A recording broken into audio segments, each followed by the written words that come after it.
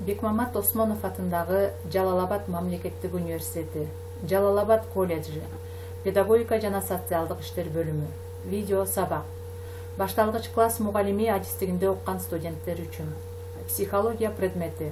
Окутуучу Досалиева Мунайым Молдалыевна. Бүгүнкү темабыз эс тутум. Бүгүнкү сабагыбыздын максаты эс тутум жөнүндө билесиңер. Эстин физиологиялык негизин менен таанышасыңар. Эс процесстерин билесиңер, эстин түрлөрүн ажыратасыңар. Күтүлүүчү натыйжалар. Эс тутум жана анын физиологиялык негизин билишет. Эс процесстерине мисалдар негизинде аныкташат. Эстин түрлөрүнө кластер түзүшөт. Эс жөнүндө жалпы түшүнүк. Демек, эс процессин биз эс же болбосо эс тутум деп дагы атай берсек боло берет. Бул эс кабыл алынган заттар, кубулуштар эссиз жоголбойт. Алар тигил же бул деңгээлде эсте калат. Керектүү учурда кайрадан эске түшөт. Эс бардык психикалык процесстерди мүнөздөчү негизги процесс болуу менен адамды личность катары аныктоочу башкы белги. Эгер адам эсинен ажыраса, анда ал личносттук касиеттерин да жоготот. Эгер эсинен ажырай турган болсо, адам өзүнүн ким экендигин дагы унутуп калат. Керек болсо сөздү дагы унутуп калат. Ошондуктан эс психикалык турмуштун негизги шарты, психикалык өнүгүүнүн пайдубалы. Эссиз пайда болгон сезүү, кабыл алуу, жаңыдан жаралгандай эссиз жоголуу.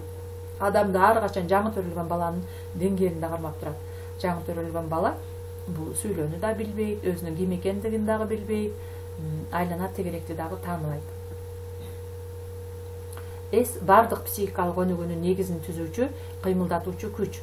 Эссиз өткөн тажрыйбанын жардамысыз келечекте боло турган ишти пландаштырууга мүмкүндүк болбойт. Ал адамдын иш аракетинде негизги багыттоочу ролду ойнойт. Эс адамдын өзүнчө автономдуу өзгөчөлүгүнө кирбейт. Ал личносттун өзгөчөлүктөрү, кабыл алуу, элестетүү менен тыгыз байланышта болуп эсептелинет. Бул эс процесси башка психикалык процесстерде эле объективдүү чындыкты чагылдырат. Бирок кабыл алуу, сезүү процесстери учурдагы реалдуу дүйнөнү анализаторлордун жардамы менен чагылдырса, эс анализаторлорсуз эле адамга өткөн чакта таасир этип, баш мээде калтырылган издердин, ар түрдүү объектилердин, адамзат кылымдар бою топтоп кеткен тажрыйбалардын кайрадан баш мээде жанданышы болуп эсептелинет. Ошентип, эс индивиддин өз тажрыйбасын эске калтыруу, сактоо жана керектүү учурда кайрадан эске түшүрүү функциясын аткарган психикалык процесс болуп эсептелинет. Эстин физиологиялык негизине келип токтоло турган болсок, али илимде такталган теорияларга ээ боло элек бул, бирок бир канча гипотезалар бар. Алардын катарына ассоциациялык, физиологиялык, химиялык, нейрондук, физикалык деген теорияларды кошсок болот. Алгачкы теориялардын бири катары ассоциациялык теория. Бул ассоциация деп аң сезимде чагылган, эске бекемделген айрым кубулуштардын, фактылардын, окуялардын ортосундагы байланыштарды түшүнөбүз. Такталганда адамды курчап турган объективдүү чындык бири-биринен ажыраган түрдө эсте сакталып же кайрадан эске түшпөйт. Алар өз ара тыгыз байланышта, топ-тобу, катар-катары менен эске түшөт. Бир нерсени эстесек, анын артына ага окшош үндөш объектилер чубап чыга келет. Мисалы 1941-жылы деп айта турган болсок, анда улуу ата мекендик согуш, канча кейиштүү алаамат көз алдыбызга тартылат. Адамдын атын же тааныштарыбыздын атын эстесек, аны толку бою пайда болот. Адамдын мындай өзгөчөлүктөрү ассоциация кубулушу аркылуу түшүндүрүлөт. Ошентип бул теория жөнөкөй изилдөө менен так экспериментти талап кылбай эле эске сактоонун негизин аныктагандай таасир калтырат.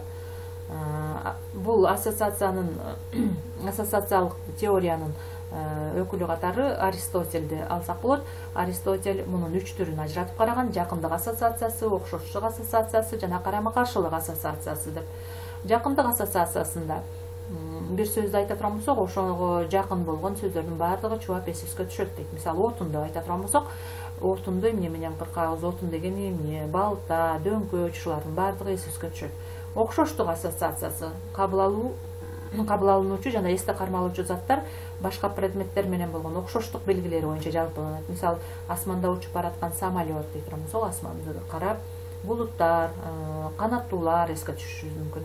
Ал эми карама каршылык ассоциациясында кабыл алынуучу зат өзүнө карама каршы касиеттерге болгон заттарды дагы элестетет. Мисалы, жарык десек, караңгыны, мен соппосомун деп айтса, ооруну, ичи тар десе, кеңпейилди элестетиши мүмкүн. Эми эстин физиологиялык негизин түшүндүрүүчү физиологиялык теорияга келип токтоло турабызок. Эстин физиологиялык теориясы жогорку нерв иш аракетин мыйзам ченеми менен байланыштырышат. Шарттуу убактылуу нервтик байланыш эске тутуунун физиологиялык механизми болуп саналат. Жаңы менен алгачкы эске сакталган байланыш шарттуу рефлекс катары эсептелгендиктен бул эске сактоо актысынын физиологиялык негизин түзөт деп түшүндүрүшөт. Эстин андан кийин химиялык теориясын карай турган болсок, жүргүзүлгөн көптөгөн эксперименттер химиялык зат деп эсептелген ДНК дезоксирибонуклеин кислотасы тукум куучулук белгилерин берүүдө, ал эми РНК эс процессинде негизги орунду ээлей тургандыгы далилденген. РНК нерв клеткаларына түшкөн информацияларды сактоо механизмин аткарат. Мисалы, биздин атабызга, апабызга окшошуп калышыбыз бул гендин таасиринде деп айтылат. Ал эми ген болсо ДНКларда сакталат деген түшүнүктү карашат. Дагы мындай эксперимент жүргүзүп көрүшкөн. Буга бир канча узундугу бир канча миллиметр келген планария куртун алышкан. Бул куртту операциянын негизинде экиге бөлгөн. Анын бир өзгөчөлүгү койругунан баш, ал эми башынан койрук өсүп чыккан. Жана дагы ушул планарияны окумуштуулар жүрүш туруштун кандайдыр бир түрүн үйрөтүп, аны толук өздөштүргөн деңгээлге жеткирген, шарттуу рефлексти пайда кылган. Анан аны өлтүрүп, кургатып, порошок айландырып, башка планарияга жеткиришкен. Бул порошокту жегенден кийин эч кандай көнүктүрүүсүз эле биринчи планарияны атайын үйрөтүлгөн кыймыл аракетти кайталоого жөндөмдүү болуп калган. Демек, өлгөн планариянын тажрыйбасы молекулаларда топтолуп, экинчисине өткөн деген жыйынтыкка келүүгө болот. Мындай эксперименттерди башка чычкандарга, жаныбарларга дагы жүргүзүшүп келет азыркыга чейин. Андан кийин нейрондук теорияга келип токтоло турабыз. Окумуштуулар молекулалык теорияга каршы чыгышып, эстин нейрондук теориясын сунуш кылышат. Бул гипотезага караганда адамдын баш мээсинде биотоктун жардамы менен синапста өзгөрүү жүрөт. Бул өзгөрүү улам кийинки биотоктун өтүшүнө түрткү берип турат да, нейрондук чынчырчаларды түзөт. Ошол биоток айлана турган нейрондук чынчырчаларда адамга таасир эткен информация сакталат деп эсептешет. Эстин физикалык теориясына келип токтоло турабыз. Бул теориянын авторлорунун ойлоруна караганда, нервтик импульстар конкреттүү нейрондор группасы аркылуу өткөндө, нейрондо магнитофондун лентасында из калтырат дейт. Издин физикалык материалдашуусу электрдик механикалык өзгөрүүнү пайда кылат. Бул өзгөрүү импульстардын тааныш жол менен экинчи жолу өтүшүнө шарт түзөт да, мурунку издер жанданат. Ошол издерде информациялар сакталат деген ойду айтышат.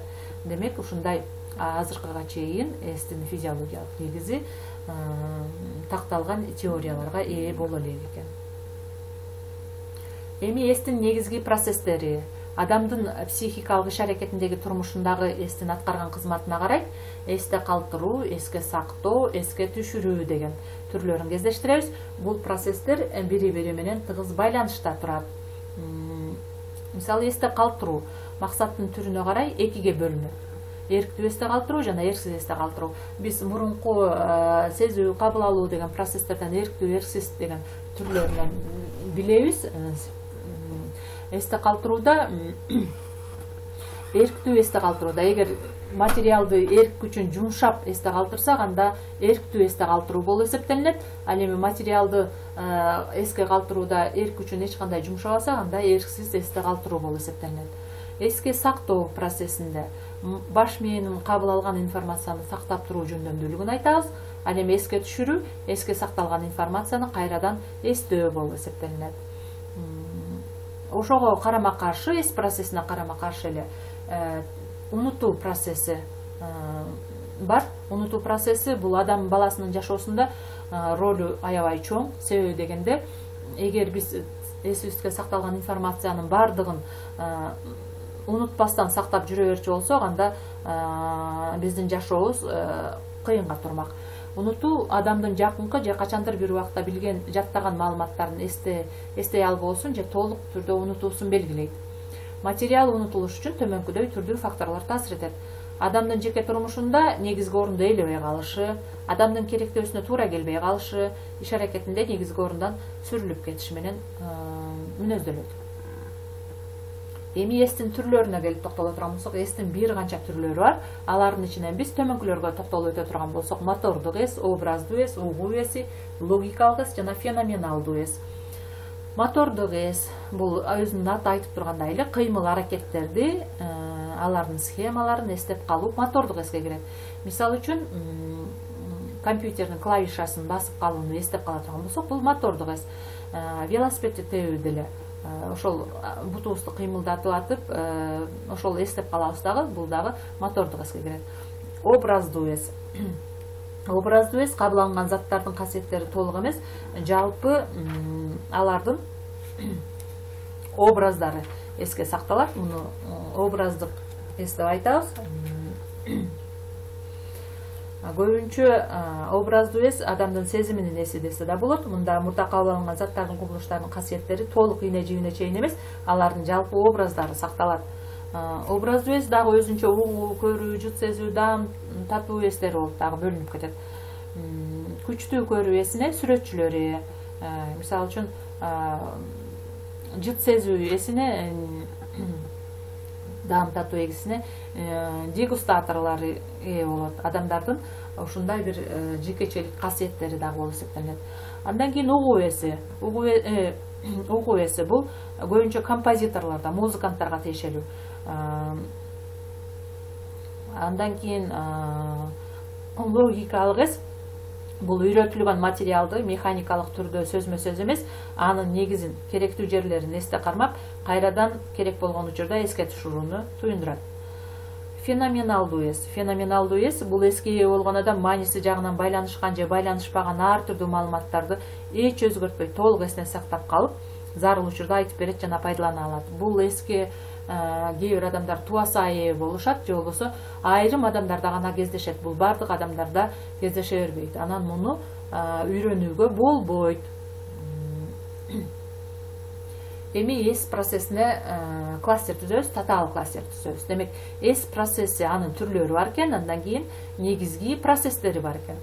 Эс процессинин түрлөрүнө жана эле атап өткөндөй мотордук, образдык, угуу эси, логикалык эс, феноменалдуу эс болуп түрлөргө ажырайт экен. Ал эми негизги процесстери болуп эске калтыруу, эске түшүрүү, эске сактоо болуп бөлүнөт экен.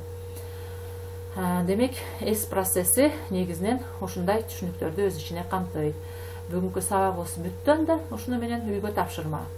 Эс тутум деген эмне деген суроого жана маалыматты эске сактоо жолдорун карап, ушул суроолорго жооп жазасыңар дагы АВНге жүктөйсүңөр.